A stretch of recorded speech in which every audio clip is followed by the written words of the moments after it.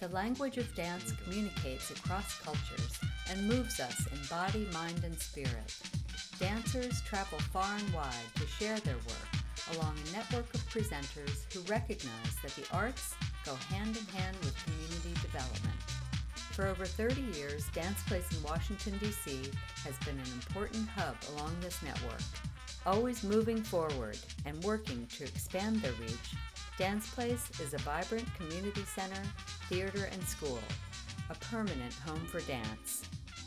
Dance Place has a global and local mission to provide meaningful and profound impact on the audiences it serves, and to do that in a way that is global, worldwide, bringing in artists from all over the world, sending things out, and also very much local, connecting to local youth, to local schools, to seniors, to local audiences. They are so multifaceted. They have an excellence in presenting, they have an excellence in community engagement, and they have a wonderful operating model and financial model that I think is very supportable long term. It is a place that has welcomed artists from all over geographically the United States and obviously from the international community. So it vibrates across the country with its commitment to dance. It's the only place in DC where basically every weekend of the year you can see dance. It's a place where you know if you go there, they're going to be dancing. And many forms of dance, from traditional world dance to cutting edge performance art, movement, and anything in between. You never know what is going to move you. You never know what's going to affect you personally and what's going to affect an audience. The arts are a great way for us to connect and interact with each other, for us to understand each other no matter what culture we come from.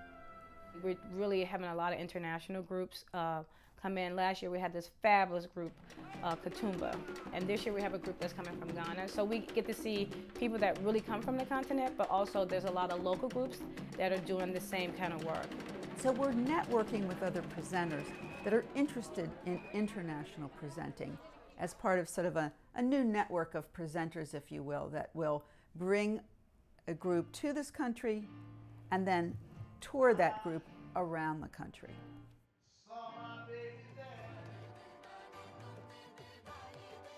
DC is home to like the 5th largest South Asian community in the US. It's also a large population of immigrant families and second-generation immigrants here.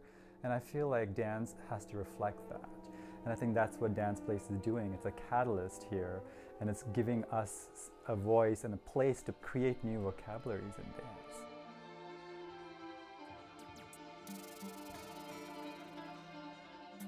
It is really about life. It is really an opportunity for reflection. It is an opportunity for looking at the hard questions and the experiences of our lives to figure out how we can become closer together, how we can build more vibrant environments, how can we bridge gaps. And by being a major presenting institution in the Washington, D.C. area, Dance Place creates that crossroads. It's this web that they've created on all levels, and it's because it's about building relationships for them. It's about community, it's about continuity, and it's about somehow, I do not know how they do it actually, but they are able to do it so well. They make so many things happen with very limited resources. Everybody gives 110% every day. There's always something going on. There are children everywhere, there are parents everywhere, there's dancers everywhere. And now to have this new community with all of the artist lofts and the residents that are living there, it's really quite a unique experience. An arts center like the Brooklyn Art Space and Dance Place campus really can serve as a catalyst to a neighborhood for continued investment.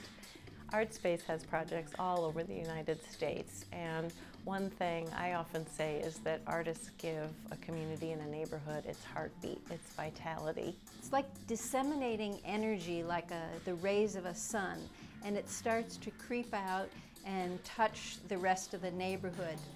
And it creates really literally an energy and a vibrancy that then people are on the street, they're walking around, then come the entrepreneurs and small businesses.